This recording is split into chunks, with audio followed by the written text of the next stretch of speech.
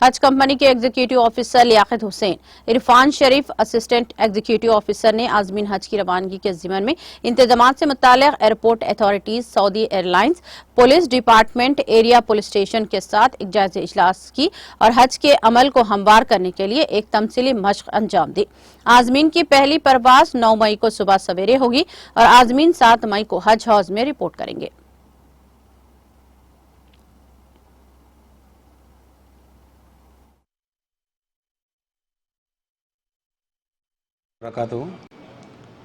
हर साल की तरह इस साल भी हज सीज़न 2024 के ताल्लुक से जो ऑफ एयरपोर्ट की एक मीटिंग हुआ करती, जिसमें BCAS रीजनल डायरेक्टर और एयर इंडिया के रिप्रेजेंटेटिव, इंटेलिजेंस से एक रिप्रेजेंटेटिव, लोकल यहाँ के एबिट्स PS के ACP, इंस्पेक्टर वगैरह आके पूरा लेआउट का इंस्पेक्शन करें हैं हज हाउस का। जैसा कि एयरपोर्ट पे जो एक्टिविटी करना है उसका 90% ऑफ एक्टिविटी अपने को एयरपोर्ट पे हो जाता, हज हाउस पे हो जाता।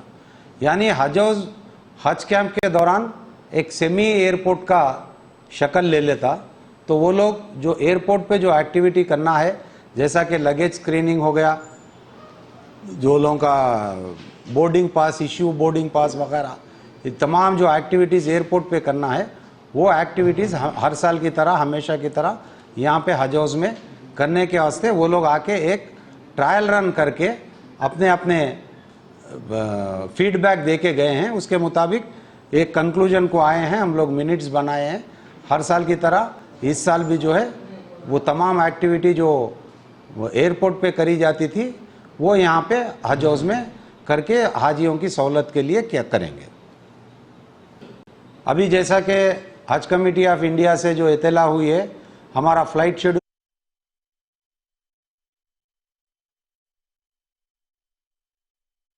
से 9 मई के दिन पहला फ्लाइट हुई है।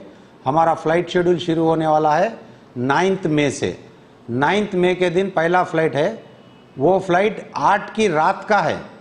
यानी अपन 9 में शुमार है तो 8 के दिन रात में 2 बजे यानी 9 की सुबह सुबह पहला फ्लाइट निकलेगा यहाँ से मदीना के लिए। इस तरीके से 25 मई को आखिरी फ्लाइट है। फ्लाइट शेड्यूल आने के बाद हम लोग आप लोगों के साथ शेयर करेंगे वो।